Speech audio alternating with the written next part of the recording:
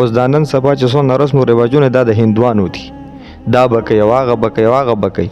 بله ورځ چاته ووایي چې 100 لکه روپۍ جوړېږي کم از کم د یو واده صرف د تولې، خدای دې کې 50 لکه کې مړ. دا تاسو کوم ودونه کوئ؟ دا ودونه دي، دا نکاح ده که دا لعنت دی؟ دا کوم ودونه چې مونږ کوو دا ودونه دي، دا د پیغمبر سنت دی. قسم به خدای مونږ د انډیا چې هلته یو کس د رسول الله مبارک ګستاخي وکړي، دلته مو دا روډونه جام کړي بند یې کوي او مخکې رانه شي او ګاډي بند کړي، د پیغمبر ګستاخي شوې ده. ولې تا چې بېګا په نکاح کې دا ډمې ګډولې، دا د پیغمبر سنت نه و.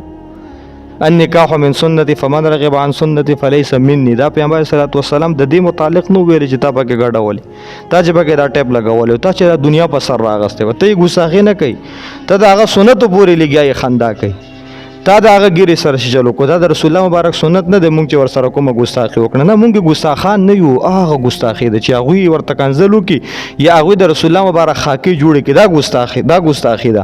او مونږ خو د هغه امتیان یو، مونږ ته خو اجازت ده چې بس څه کوو دا کوو. نو چې دا 100 لکه نه زم چې خدای دې کې مړه شي 100 کروړو ته ورسي چې په ټپو دا غریبان ناسي چې سره ودونه نشي کولی. دا ودونه دي چې کوم نن سبا ودونه کېږي. هلکه واده په یو کور کې دی، ټول خلک سله په عذاب کې اچي، ټول دنیا دې په سر راغستې ده. او هغه ځای کې واده و، کوم ځای کې و؟ قسم په خدای دې په خان محمد مشین کې مو ته خوب نه شو کو. دا واده دی نه، دا لعنت دی. پیغمبر علیه الصلاۃ والسلام النکاح من سنتي فمن رغب عن سنتي فليس مني، چې دا په طریقې بیا مشکلات نه جوړیږي، چې دا په طریقې نه بیا مشکلات جوړیږي. اوس دا رسم او رواجونه پکې دونه تولې بکې، دا چا راوستي دي پکې دونه تولې، دونه جوړې بکې، دا چا راوستي دي بیا پکې دا شمې.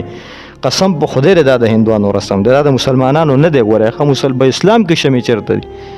اوس دا څه بلا ده؟ دا ما ته ډېر وخت پس پته ولګېده چې ګوره دا شمه دې شي ته وایي. قسم دی ډېر وخت پس راته پته ولګېده، ما تپوس وکړم دا شی دی، وایي دا شی دی. بیا مې د هغې تحقیق وکړو، دونه غوسه راله چې دا شی دا زموږ په علاقو کې نشته، دا دې علاقه کې دی، دا د هندوانو دا رسم دا شمې. تاسو په هغې ښه پوهېږئ، امبتیان یې ږدي، په نکریزو کې ږدي، څه کې ږدي، دا کومه طریقه چې دا مسلمانانو نشته دی.